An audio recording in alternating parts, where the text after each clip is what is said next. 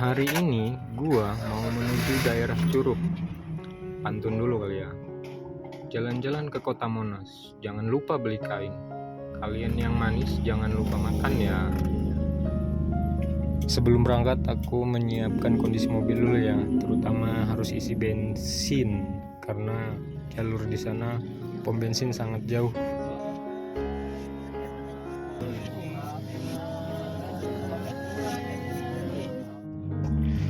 Oh ya, ini Bundaran Pagar Dewa, Bundaran Raja Wali. Nah, kalau lurus itu ke kota, kalau kanan arah Curug.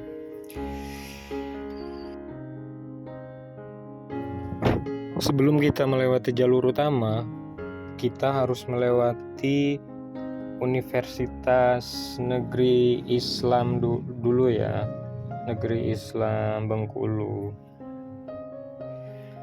Oh iya, gua berangkat dari kota Bengkulu, kira-kira kalau dari sini ke Curug jaraknya sekitar 70 km lah. Ya, mungkin sekitar 2-3 jam gua sampai Curug lah.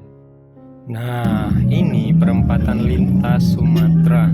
Kalau ke kiri itu ke Padang, kalau ke kanan ke Lampung. Nah, kita yang lurus ya. Katanya jalan menuju Curug itu curam karena pegunungan, jadi kita harus hati-hati ya.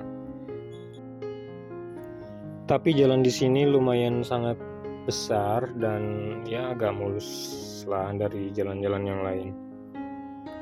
Nah, ini tol terpendek di daerah Bengkulu ya, mungkin kurang lebih 30 kilo pengantar dalam kota doang.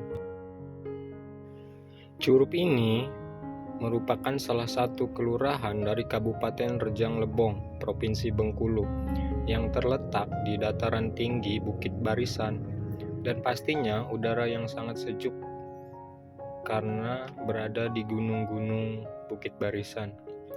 Kota terbesar kedua di Bengkulu ini terkenal sebagai pusat pertanian hortikultural, gimana ya nyebutnya ya, penghasilan sayur mayur, serta memiliki destinasi wisata alam seperti Suban, air panas, dan Bukit Kaba.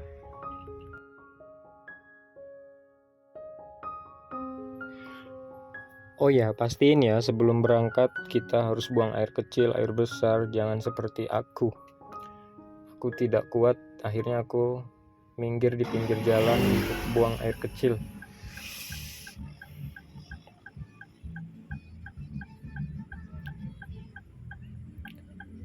Ya kalau untuk laki nggak masalah lah ya. Akhirnya sudah selesai, mari kita lanjut lagi.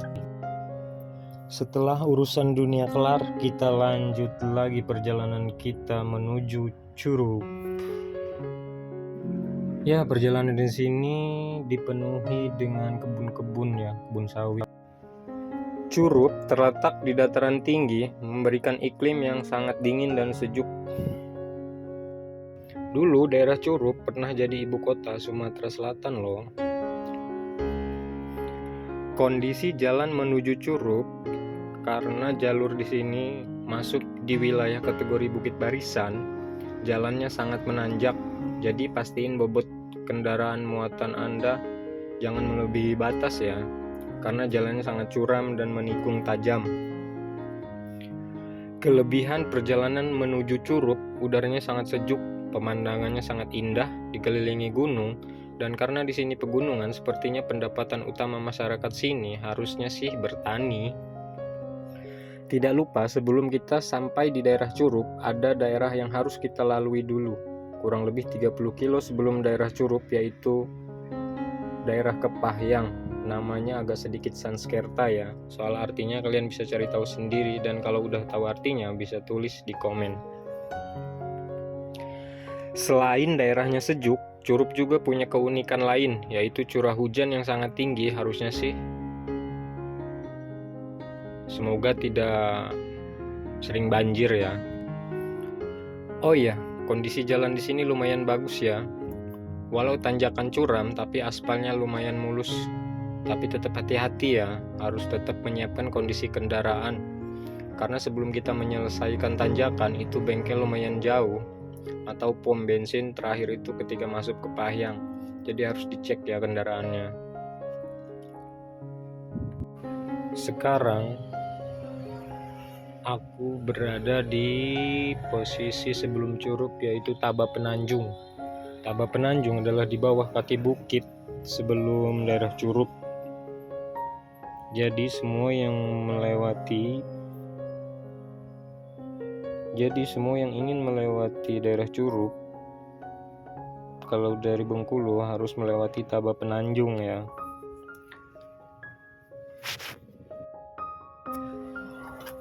Oh ya, di sini ada tanjakan yang sangat terkenal seperti yang di Padang. Kalau di Padang itu Kelok 9. Nah, kalau di sini lucunya itu mirip-mirip dengan tanjakan Padang, yaitu Liku 9. Liku 9 adalah tanjakan curam yang berada di kaki bukit Taba Penanjung menuju Curup. Hati-hati ya kalau melewati Liku 9 karena tanjakannya sangat curam.